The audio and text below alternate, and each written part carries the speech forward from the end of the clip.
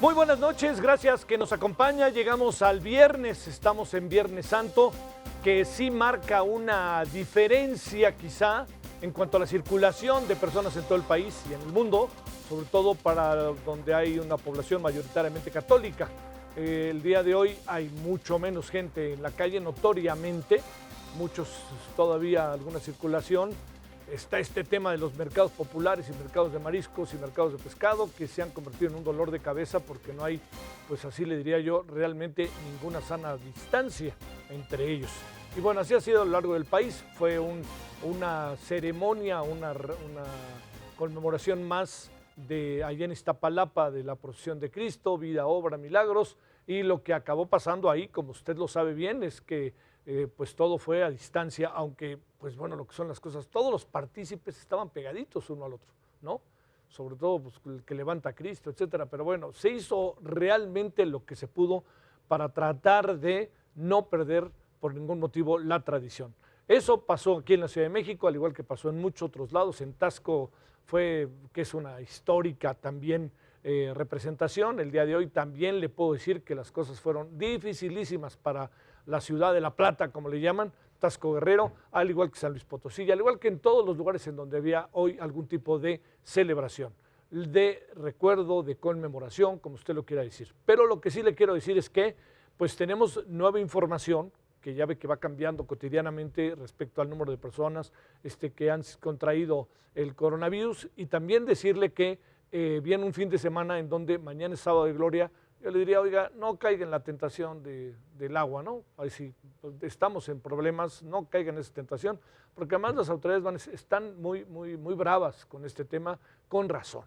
Así que yo le diría mañana, pues otra vez encerrados, y así será, y así será, y así será. Todavía no se ve la luz al final del túnel, pero se va a ver, se va a ver, se va a ver. Pero por lo pronto, mientras nos toca hacer lo que tenemos que hacer, y le diría, la Organización Mundial de la Salud lanza 6 condiciones para que un país pueda levantar la cuarentena. Son varias que tienen que ver con tiempo, a ver qué los sospechosos, los que se enferman, los hospitales, etcétera. Pero ¿sabe cuál es una de las más importantes? La actitud ciudadana. Así que, pues si nosotros hacemos nuestra tarea, nos vamos acercando a ver la luz al final del túnel. Bueno, le agradezco que esté en viernes, porque entiendo que esté en casa seguramente, y le agradezco que nos vea, y le voy a decir de qué se trata hoy nuestra emisión. Además de informarle, vamos a hablar del tema del petróleo, de lo que ha pasado Arabia Saudita, Rusia, México, todo esto a través de un legislador y también a través de Fluvio Ruiz, con el que conversamos a las 17 horas. Y vamos a meternos en un asunto que es importante a través de 2 destacados personajes. Vamos a tener, por un lado, a Clara Hussitman y por otro lado a Santiago Corcuera para hablar de derechos humanos y coronavirus. Cómo tenemos que ajustarnos en un momento inédito, excepcional, en donde no se pierda el sentido del tema de los derechos humanos. Bueno, le voy contando cómo van las cosas. Por lo pronto, 3,844 casos confirmados de COVID en México, 403 más que ayer, ojo con esto, 233 personas fallecidas. El mayor incremento en América Latina está en Perú y México, por cierto. El 32% de los enfermos requirió hospitalización, mientras que el 68% fue ambulatoria. 147 personas han requerido intubación. 42% de los enfermos, es una gran noticia, ya se recuperó. Por cierto, este día también especialistas de la Secretaría de Salud afirman que sin duda la pandemia COVID-19 dejará cambios que hay que tomar en cuenta, psicológicos en los mexicanos. Si me permite a mí agregar otra variable, psicológicos, y hasta en una de esas de hábitos, que ojalá si fuera también por todo lo que estamos haciendo en cuanto a la limpieza y en cuanto a la pulcritud y el contacto con las cosas. Bueno, indicaron que están trabajando para tratar la salud mental de los mexicanos. Ahí le van algunos datos.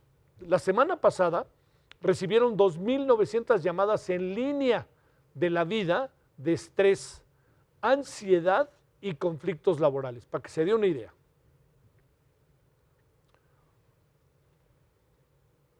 Bueno, también le cuento que el Instituto Mexicano del Seguro Social reconoció que 329 de sus médicos y enfermeras han sido contagiados con el COVID-19.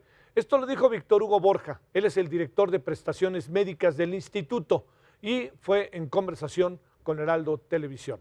Agregó que se tiene un registro de 70,000 médicos y 130,000 enfermeras que están laborando en la atención de la pandemia. Bueno, y el Hospital General La Perla, esto es ahí en Nezahualcóyotl, del Estado de México, se encuentra en paro luego de que personal médico denunciara lo que sabemos que está pasando. Mira, ahí tiene usted incluso las imágenes del por qué están en paro. Bueno, falta de equipo especial e insumos para atender a personas con coronavirus. De repente me da la impresión de que una cosa se piensa que está pasando en el IMSS, en cuanto a la dirección del IMSS, en cuanto a algunas direcciones de hospitales incluso, y otra cosa muy distinta a la que pasa al interior de los hospitales. Bueno, la protesta también ocurre tras el fallecimiento por COVID-19 del quien era subdirector de urgencias, quien presuntamente habría contraído la enfermedad tras un viaje a Cuba. Este viernes solo laboró una parte del personal y no hubo atención para los pacientes externos. Ojo con eso. A ver, estamos en medio del COVID, pero junto con el COVID también le quiero decir algo. Este es un momento delicadísimo, ¿sabe también por qué? Porque el mayor número de accidentes se dan al interior de las casas, de los departamentos, de los hogares. Y puede, perdón que lo diga, ¿no? Se le puede usted romper la pierna, se puede caer, se puede quemar, el niño no sé qué hizo, usted no sé qué se confundió, yo me confundí, como usted lo quiera ver. Pero, pues, ¿qué hacemos? Correr al hospital, ¿no? Entonces, si no tenemos ahí un muy claro protocolo entre aquí entran solo los de coronavirus y aquí los que tengan otra cosa, hasta un infarto, ¿no? Así de fácil. Bueno, esto se denunció hoy a través de las redes sociales de esta manera. Llevamos exactamente 15 días donde metimos una petición aquí a la dirección para que se nos diera contestación a la falta de insumos, lo cual es fecha que no hemos tenido ninguna respuesta, nos evaden. Queremos justicia, queremos justicia, queremos justicia. O sea, no se generaliza, por favor, y no lo hagamos, no creo que tenga mucho sentido en función de todos los hospitales, pero sí hay algunos hospitales claramente señalados en donde las cosas no están siendo fáciles. Yo le insistiría, alguien que tiene o presume tener coronavirus va a un hospital. O sea, es que nada más usted puede ir a estos. No, pues yo voy al que está cerca de mi casa, además no me quiero mover o hasta el sur de la ciudad, o si vivo en una pequeña comunidad, ir hasta la capital del estado. No, pues entonces ahí la clave del asunto está el protocolo y la atención, que es algo que, como usted y yo sabemos, está bastante difícil de poder atender. Pero, ojo, sabíamos que ahí venía, que eso sí quede claro, ahí venía y aquí viene. Ya llegará el día de la discusión si actuamos o no actuamos bien en términos de tiempo. Ya lo veremos. Pero por lo pronto, ahorita echemos todas las baterías para tratar de salir de este momento que está siendo muy difícil. En Nayarit, habitantes del poblado Lo de Marcos, municipio de Bahía de Banderas, Nayarit, ya de plano prohibieron el paso hoy a una enfermera que labora en el Hospital General de San Francisco y la obligaron a abandonar su casa bajo el argumento de que puede contagiarlos de COVID-19. Esto también fue reportado a través de las redes sociales. Preocupación por todo. Si puedes entrar, ya te vas a quedar ahí.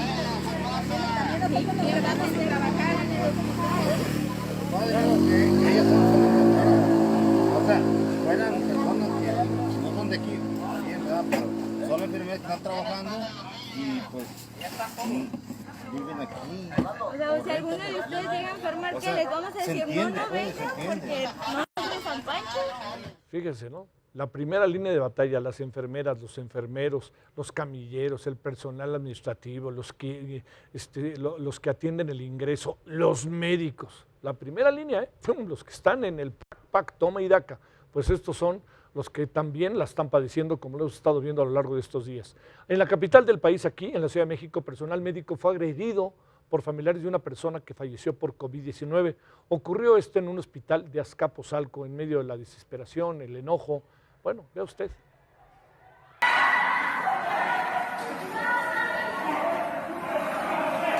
Un médico y un enfermero del Hospital General de Zona 48 del IMSS, en San Pedro Jalpa, en la alcaldía Azcapotzalco, fueron agredidos por los familiares de un paciente que falleció a causa del COVID-19. Exigían al personal de salud que los dejaran ingresar para ver a su familiar, el cual les fue negado por el altísimo riesgo de contagio. En el video grabado por personal médico del instituto se aprecia a 4 hombres, uno de ellos armado, y 2 mujeres que agreden física y verbalmente a los trabajadores del hospital. quienes lo único que piden es obedecer los protocolos. Ya vienen para acá, ciérrense. No, están pero cañón. Cierren las puertas, ciérrense todos, por favor. Tras el conflicto, el enfermero Daniel Zamora subió a redes sociales una fotografía con rasguños en la cara, donde explicó la situación y al pie escribió: la pandemia acaba de comenzar en México, un país de tercer mundo, un país que si el gobierno no hace lo que la gente quiere, golpea, grita, escupe. Me das pena, México. Para evitar que la situación se repita, la secretaria de Gobierno de la Ciudad de México, Rosa Isela Rodríguez, informó que reforzarán la seguridad en los hospitales. Es que está difícil, lo reconoce uno que está muy difícil en medio de esta pandemia y de repente un familiar, un cercano, su papá, su mamá, su hermana, su hijo, quien usted quiera cercano, un gran amigo, una gran amiga, le pueda pasar esto, pues hay una reacción de repente muy brusca, muy violenta, pero hay que hacernos conscientes de lo que está pasando. Si hay pruebas suficientes para hablar de negligencia médica o algo parecido, pues hay que hacerlo, pero de otra manera, lo único que están haciendo al final es cumplir un protocolo, que es un protocolo además medio todavía no del todo acabado, en donde lo que dicen los encargados, los que están responsables de la salud, es, oiga, no se acerque, es que lo quiero ver, es que si se acerca se puede contagiar y le puede pasar lo mismo que a la persona que le pasó, a la que usted está hoy queriendo ver a como de lugar. Esto es un asunto para, créame, no perderlo de vista, hay que hacernos conscientes, es algo muy serio. De repente hay que verlo así, es algo muy serio lo que está pasando, es muy delicado, lo coloca uno entre la vida y la muerte, no lo perdamos de vista, no son, digamos, no es algo que uno diga, bueno, yo lo voy a acabar resolviendo de alguna manera u otra, no, aquí uno tiene que estar, pero verdaderamente atento y sobre todo cumplir todas las indicaciones. Por eso es que estamos encerrados, esa es la verdad. Bueno, gobernadores del noreste convocaron un pacto de unidad con la iniciativa privada de Coahuila, Nuevo León y Tamaulipas. ¿Para qué? Pues para tratar de contrarrestar las afectaciones por la pandemia en el COVID-19. Anunciaron también la creación de un fondo económico para dar garantías extraordinarias a los trabajadores del sector salud. Se propuso que el fideicomiso sea conformado y administrado por representantes de la sociedad civil, personal del área de salud y de gobierno. Bueno, vamos un poco ahora a tener esto en perspectiva, ¿no? Cómo está el mundo en todo esto. A nivel global se reportan casi 1.700.000 contagios por COVID-19.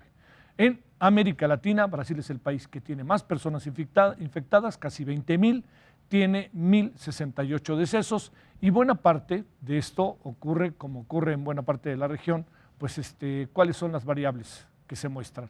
La desigualdad, la pobreza y los problemas de inseguridad.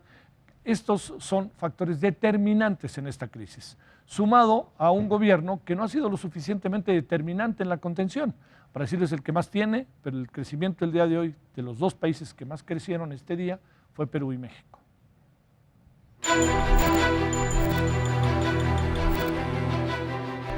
En las favelas Brasil, las medidas para contener los contagios por COVID-19 no son impuestas por el gobierno, sino por narcotraficantes. Es el caso de la favela de Paraisópolis en San Pablo, donde contrataron médicos y ambulancias para atender los casos de coronavirus en el barrio. Los gastos corren a cargo de los líderes criminales. Aqui na favela é o lugar mais perigoso, na verdade, que tem. Por que falamos isso? Porque as casas são muito juntas uma da outra. Não tem um espaço, não tem uma ventilação para as pessoas terem uma viabilidade melhor de vida. Então, você entra numa casa, por exemplo, que é 3x4, y a casa tem 8 pessoas, 9 pessoas. Mientras en favelas de Río de Janeiro, donde residen 1 de cada 4 habitantes de la ciudad, las bandas de narcotraficantes han decretado toque de queda desde las 8 de la noche ante el temor de que la propagación del COVID-19 afecte sus negocios y ahuyente a sus clientes. El presidente Jair Bolsonaro rechaza las medidas de aislamiento y de paro de actividades en el país, algo que no comparte su Ministerio de Salud. Los reportes señalan que al menos 6 personas han muerto por coronavirus en las favelas de Río de Janeiro. Esto ha prendido los focos de alerta de la autoridad sanitaria ante las condiciones de pobreza y hacinamiento de estas comunidades. Por ello, ha anunciado que establecerá diálogo con los grupos criminales y milicias para poder ingresar e implementar programas de contención. Ali a gente tem que entender que são áreas que muitas vezes o Estado está ausente, que quem manda é o tráfico, quem manda é a milícia, como que a gente constrói essa ponte em nome da vida, e a saúde dialoga sim com o tráfico, com a milícia, porque eles também são seres humanos e eles também precisam colaborar, ajudar a participar. Según datos del censo de 2010, cerca de 11.5 millones de brasileños viven en favelas, lo que podría convertirlas en una bomba de tiempo para el país. Heraldo Media Group. Fíjese lo que dice el ministro de Salud de Brasil, ausencia de Estado en muchas de estas zonas, sobre todo en las favelas. Bueno, el otro gran tema de hoy, gran tema, vamos a tratar de desmenuzarlo, ¿no? Porque ha habido muchas opiniones, ya ha habido sobrevaloraciones, ya ha habido infravaloraciones a lo largo del día, y si le parece, a ver, yo le cuento, vamos a tener una conversación y recordamos una conversación que sostuvimos hoy a las 5 de la tarde aquí en Heraldo Radio. Le informamos ayer de esta importante reunión de la Organización de Países Exportadores de Petróleo en la que se puso sobre la mesa bajar la producción de petróleo en 10 millones de barril al día, entre todos los que están involucrados.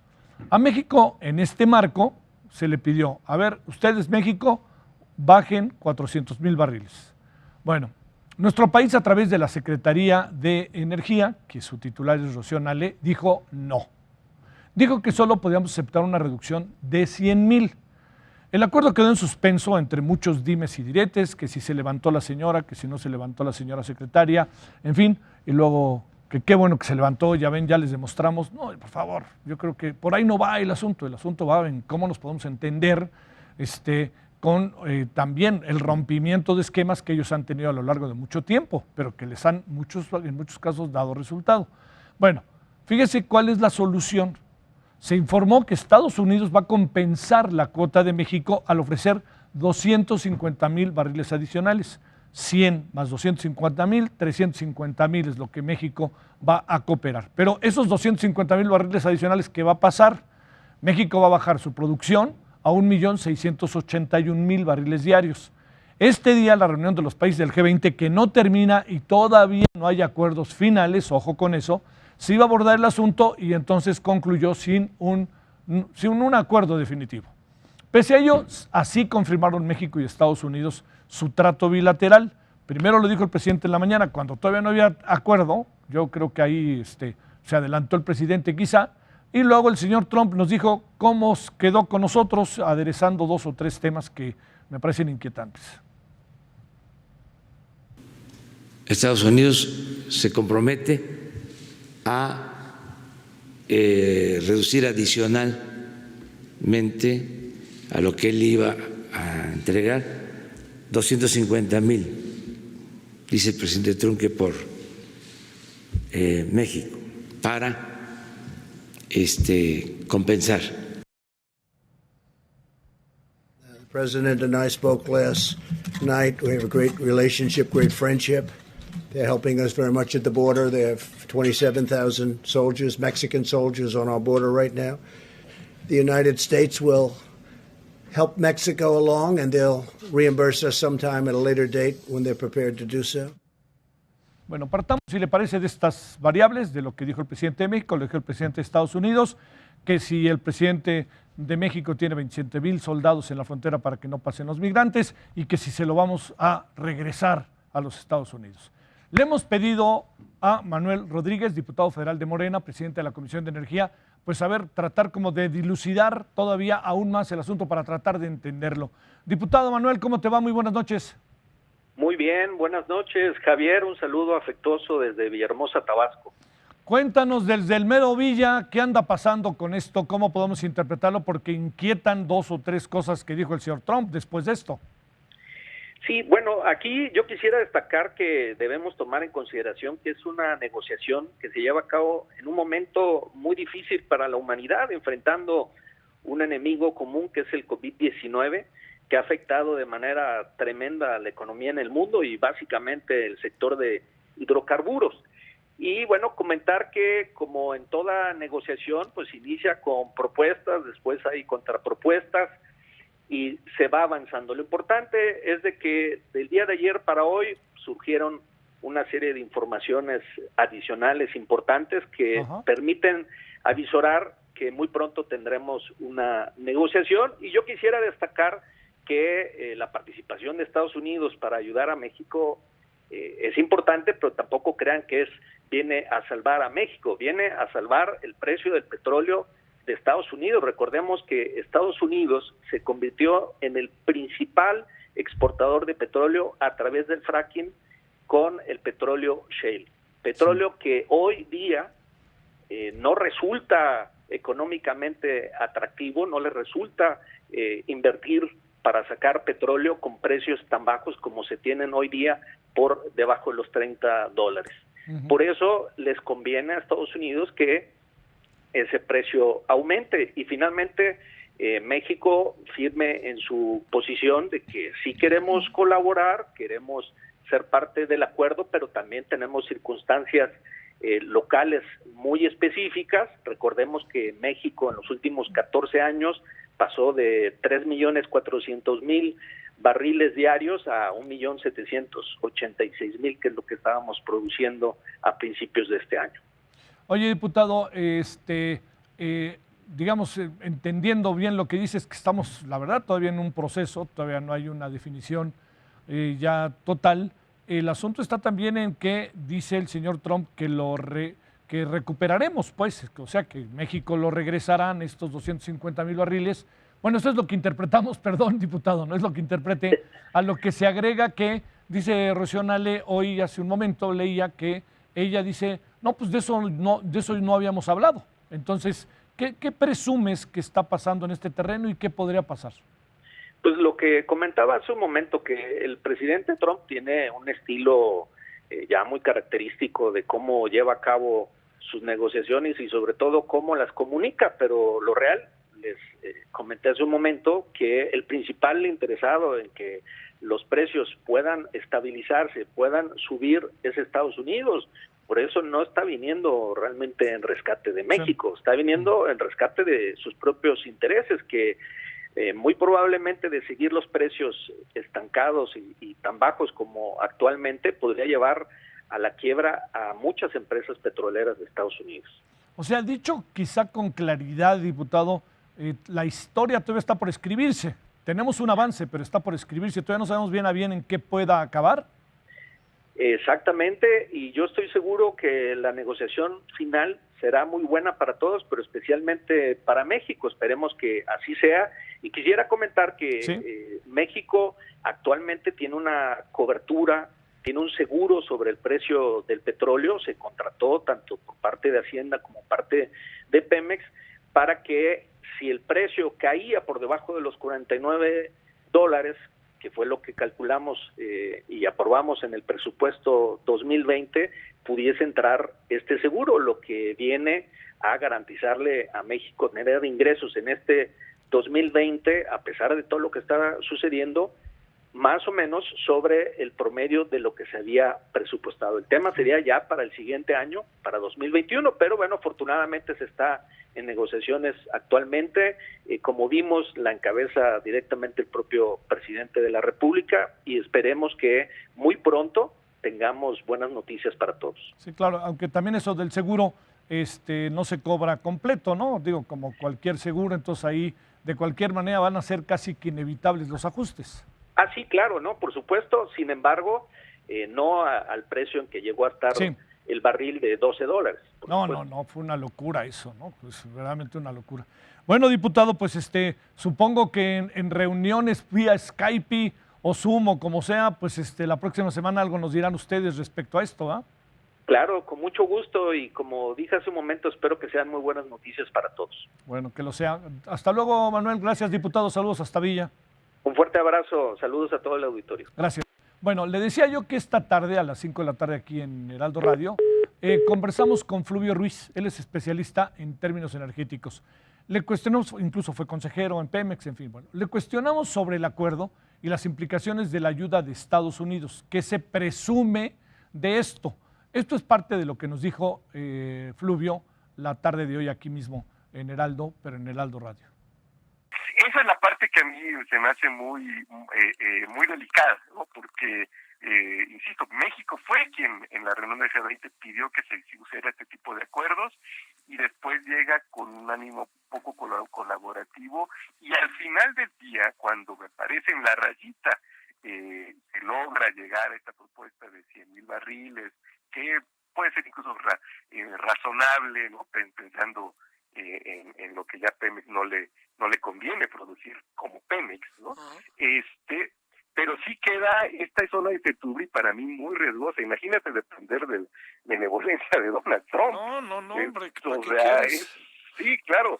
Cuando además yo no entiendo por qué no la comunicación del presidente fue con el secretario general de la OPEP. Sí. Esa es la parte que... Bueno, es lo que nos dijo Fluvio Ruiz el día de hoy. Como usted alcanza a apreciar, las preocupaciones respecto al tema son múltiples. Y las preocupaciones, mejor me gustaría las ocupaciones, ¿no? Más que las preocupaciones. No hay que sobreinterpretar el papel de México, porque todos estos países de alguna u otra manera tienen los mismos problemas. La Organización de Países Exportadores del Petróleo, buena parte, tiene problemas como los nuestros. Segundo, que el petróleo ya son considerados como energías fósiles. Entonces aquí hay que darle vuelta también de tortilla, como se dice, al asunto. Tercero, que la presencia de Estados Unidos tiene este gran beneficio al que se hacía referencia, pero también puede ser un factor de presión, y sobre todo tomando en cuenta que, no olvidemos, hay elecciones en Estados Unidos, todo indica que serán, no ha habido cambio de fecha, el primer martes de noviembre. Y la otra es qué vamos a hacer nosotros con nuestro propio petróleo cuando estamos en la construcción de Dos Bocas. Son muchas las variables, las que están de por medio. Por eso yo le digo, esta historia ahí se está construyendo, no está del todo definida. Viene un fin de semana, estos días no se cotizó el petróleo por razones, ya saben, ¿no? De que son días de asueto, y ya veremos el lunes y qué va pasando día con día. Hay que ver qué pasa con el dólar. El dólar, por cierto, hoy volvió a bajar. Entonces esperemos, veamos el próximo lunes qué es lo que sucede, pero de que ya hay un camino de negociación, ya está. ¿Cuál va a ser el final? Créame que no tengo muy claramente qué puede pasar. Bueno, oiga, pues le quiero decir que aquí en el caso de la Ciudad de México, hoy tuvimos ahí una situación de esas particularmente difíciles. Hoy, para venir incluso acá al Heraldo, pues uno se va dando cuenta que hoteles cerrados, todo está absolutamente cerrado. Y eso tiene un significado de cumplimiento ciudadano junto con el Viernes Santo, pero también va a haber repercusiones en la economía, ¿no? Porque son días en que se esperaba mucho más. Todos los hoteles de Avenida Reforma, los hoteles de Polanco, todos absolutamente cerrados. Los hoteles de paso absolutamente cerrados. No hay manera, o sea, no tiene uno que salir y no le provoquemos salir. Bueno, la ciudad vacía. Como si le hubieran puesto pausa a una de las ciudades más grandes del mundo. Este Viernes Santo así lució la Ciudad de México, vacía, sin gente. Los 14.7 kilómetros de Avenida Paseo de la Reforma, una de las más importantes de la capital de México, lucen diferentes este 2020. Establecimientos cerrados, restaurantes vacíos con servicios solo para llevar o a domicilio, transporte público sin usuarios. Miles de pesos perdidos para hoteleros, restauranteros y todos los negocios que llenan esta céntrica avenida donde cada año miles de turistas caminaban.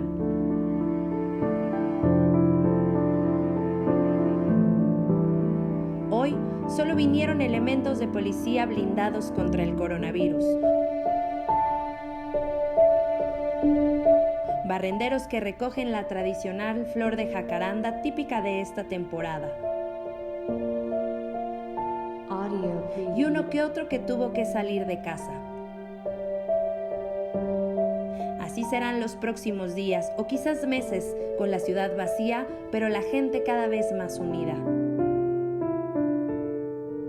Con imágenes de Luis Herrera para Análisis Político con Javier Solórzano, Ingrid Montejano, Heraldo Televisión. Mire, esto que sí, sin duda es triste ver nuestra ciudad así, ver la ciudad de Guadalajara, de Monterrey, de Puebla, de Cancún, Acapulco, ¿no? Que es siempre tan importante. Les diría que con todo tiene el otro lado de verlo. Quiere decir que estamos cumpliendo. Quiere decir que en buena medida la gran mayoría de la población está cumpliendo. Sabe la relevancia que tiene cumplir.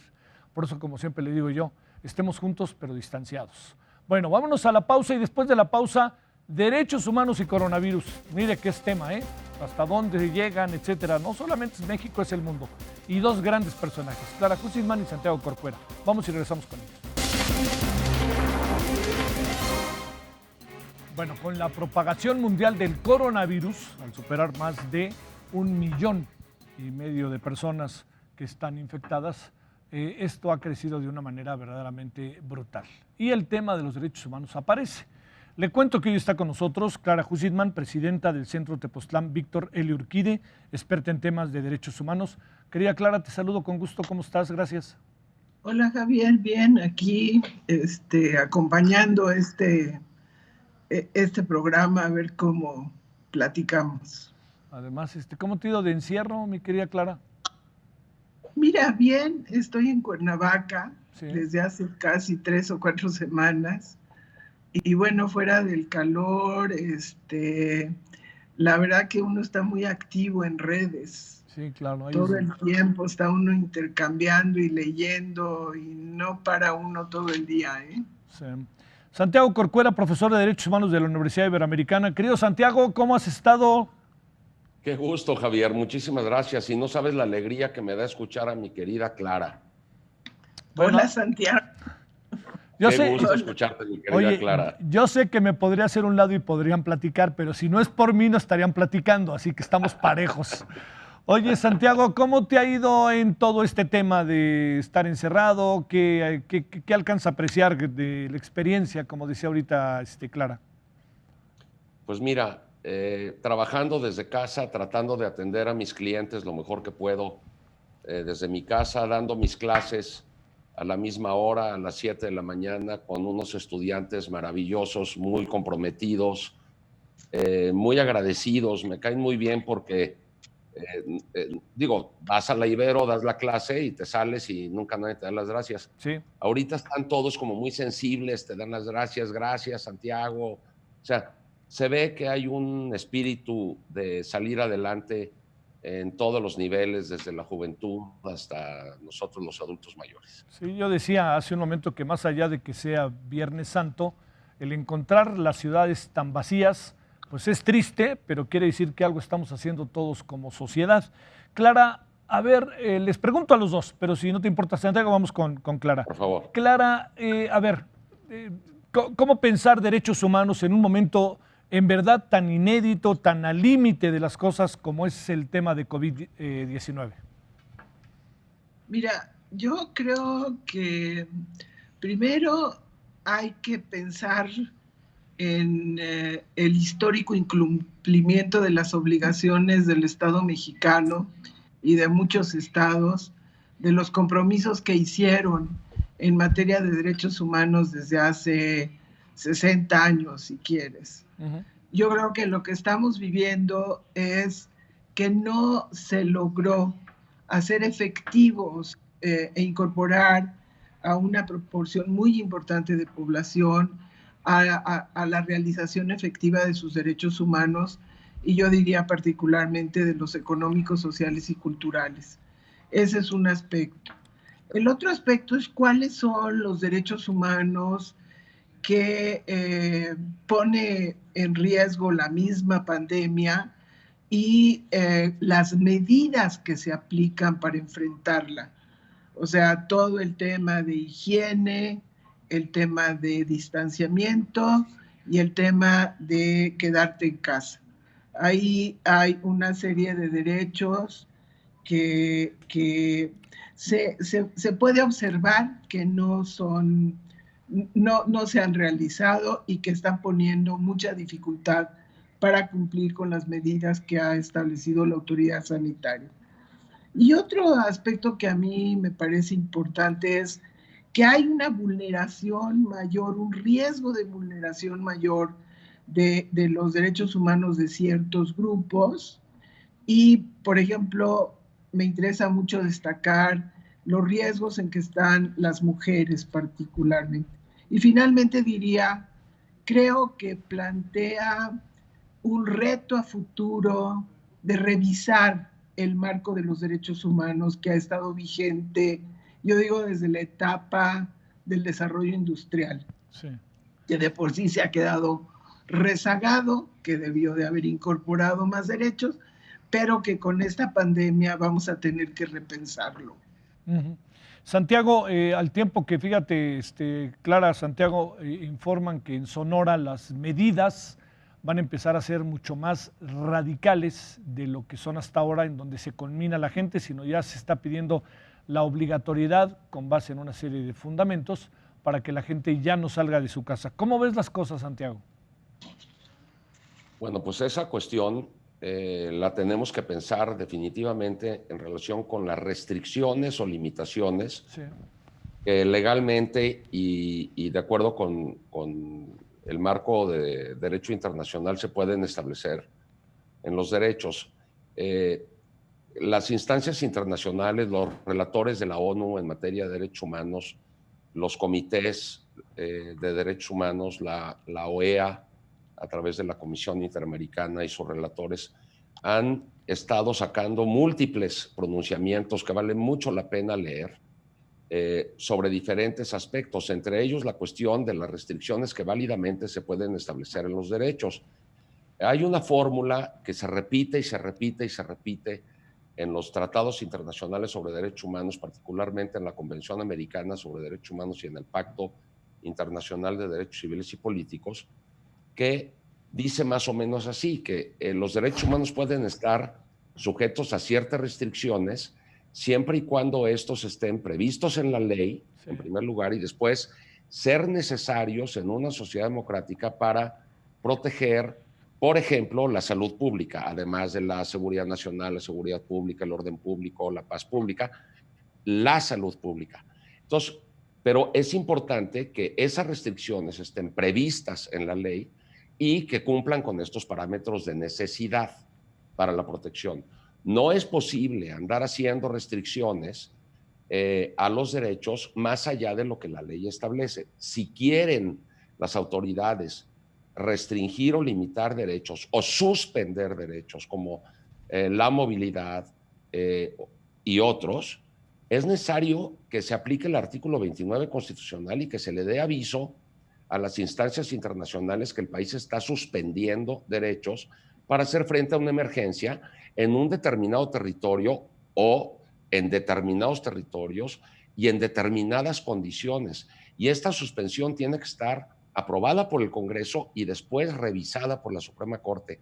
Es muy peligroso, y los relatores lo han dicho, es muy peligroso que las autoridades así nada más se avienten a establecer restricciones porque se les da la gana, en atención a una emergencia. Nadie niega la emergencia, pero hay que cuidar mucho que no se vaya a caer en restricciones excesivas a las libertades y a los derechos. Porque, como muy bien decía Clara, estamos muy acostumbrados a hablar de las libertades, pero luego se nos olvidan los derechos económicos, sociales y culturales, que son los que más van a sufrir. Desde luego el derecho a la salud, pero el derecho a la vivienda. O sea, ¿cómo le puedes pedir a una gente que no tiene vivienda, que está en situación de calle, o que tiene una vivienda precaria, que no tiene ni siquiera el calificativo de poder ser calificada como vivienda digna de llamarse vivienda, que se quede en casa, si ni casa tiene, agua, luz, salud, etcétera? Entonces hay que tener cuidado con las restricciones, porque si ya de por sí las cosas están difíciles, las autoridades tienen que tener mucho cuidado de ponderar los derechos. No pueden aniquilar o establecer medidas que restrinjan totalmente determinados derechos. Todos los derechos tienen que prevalecer. Es el principio de integralidad de los derechos. Y para eso hay que ponderar. Se puede limitar uno a costa de otro, sí, pero sin aniquilar uno a costa del otro. Sí. Clara, ¿tienes la impresión de que el tema que tanto tú como Santiago están planteando de los derechos humanos, está en la agenda de la estrategia que estamos teniendo como país, como gobierno ante el coronavirus? Mira, yo creo que las decisiones de los tiempos tomados por la autoridad sanitaria para declarar los momentos distintos de medidas sanitarias, hubo detrás una medición de cuáles serían los mayores daños yo te diría, al derecho al trabajo y al ingreso respecto del derecho a la salud, protegiendo con tiempo suficiente el posible daño. López-Gatell decía constantemente que no querían acelerarse porque sabían que las medidas de encerramiento social, las medidas de distanciamiento, afectarían de manera muy fuerte a el ingreso de una gran cantidad de familias en el país. Este país tiene 56% de su población ocupada en actividades informales.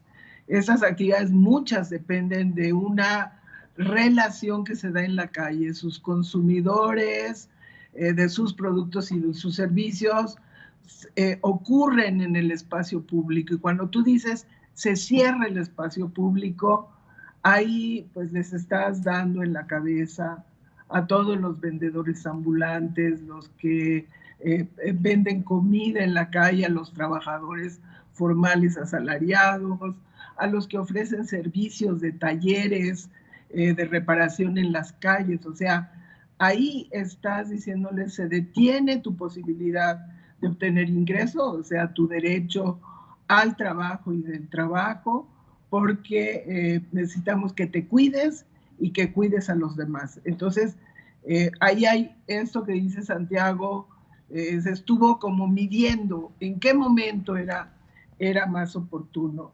Yo sí creo que lo tuvieron en cuenta. Ahora sí, las decisiones de política que se han asumido, pues tiran por la borda ese espacio que hubo de evaluación, porque dicen, bueno, ahora sí cerramos y a ver, empresarios, ustedes háganse cargo de seguir pagando a los trabajadores. Y uno se pregunta, ¿y qué pasa con todos esos que no tienen patrones que les paguen salario y que no tienen tampoco protección social, de seguridad social? Entonces, hay sí momentos en que sí toman en cuenta, pero después en las medidas más allá de las sanitarias, que son económicas, yo digo que hay medidas que deben ser sociales, culturales, inclusive de seguridad. Ahí parecería que no se están acordando mucho del marco de derechos humanos. Oye, a ver, Santiago, para sumar a lo que dice Clara, de repente da la impresión de que ha sido medio, ambiguo todo lo que tiene que ver con la aplicación del Estado de Derecho en estos días, con decisiones que se han tomado.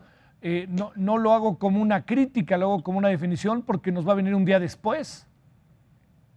Fíjate que en relación con lo del Estado de Derecho y la aplicación, por ejemplo, del derecho laboral, hay una discusión incluso en el foro jurídico sobre si debería de haberse ya declarado una contingencia sanitaria para que los patrones o los empleadores pudieran aplicar esa horrible regla que puso el sexenio Calderón en la Ley Federal del Trabajo, de que en suspensión de labores por contingencia sanitaria se les puede pagar hasta por 30 días un solo salario mínimo a los trabajadores, como si un solo salario mínimo fuera suficiente para que cualquier jefe de familia o cualquier persona pueda sobrevivir.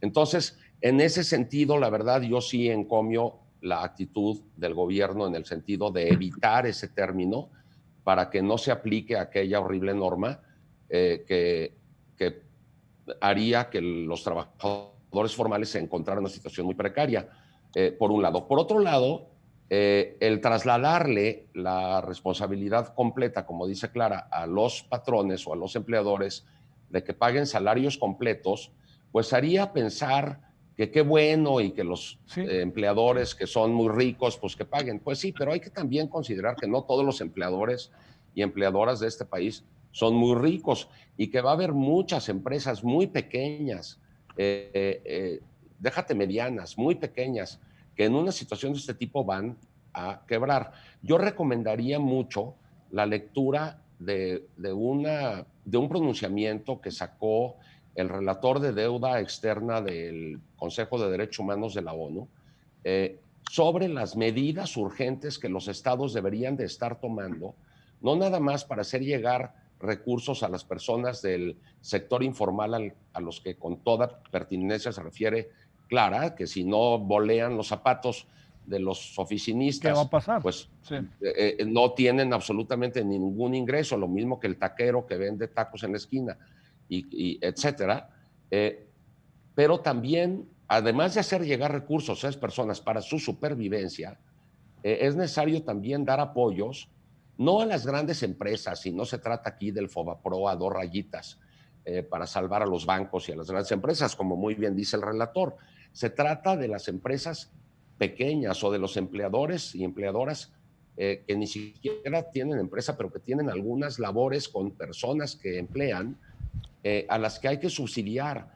Y entonces él dice que es necesario establecer paquetes de protección social, estímulos fiscales, moratorias o plazos para el pago de créditos, darles crédito a esas pequeñas y medianas empresas, pero sobre todo las pequeñas, para que puedan pagar la nómina, porque esas pequeñas empresas también viven al día o a la semana, es decir, ganan lo suficiente para pagar la nómina de ese mes o de esa quincena, no tienen para más, y por desgracia yo creo que el paquete o el plan, supuestamente, plan económico anunciado por el presidente, deja fuera completamente eso.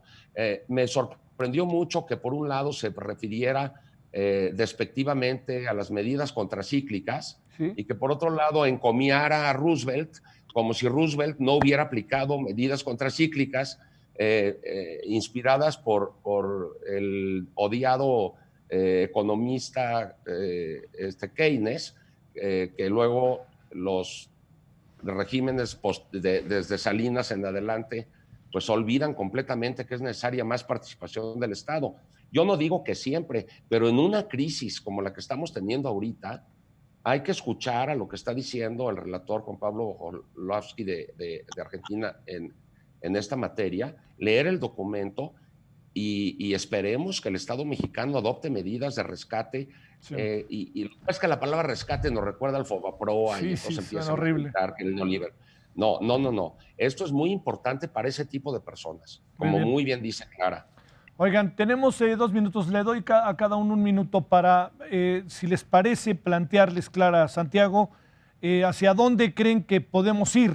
Entiendo que estamos en un escenario inédito, pero hacia dónde creen en esta materia que podemos y que debiéramos ir. Sé que es poco tiempo, 1 minuto, pero se los pido. Mira, yo tengo mucho temor de lo que puede pasar si hay una alta demanda de los servicios de salud, de lo que estuvo pasando en Italia, por ejemplo, o en España, en donde el personal de salud tiene que tomar decisiones de a qué persona deja vivir y a qué persona no deja vivir. Sí, eso va a ser terrorífico. Y el otro tema que a mí me parece muy importante es el hecho de que las mujeres están siendo más vulneradas en sus derechos humanos por las medidas que se han tomado y por la pandemia.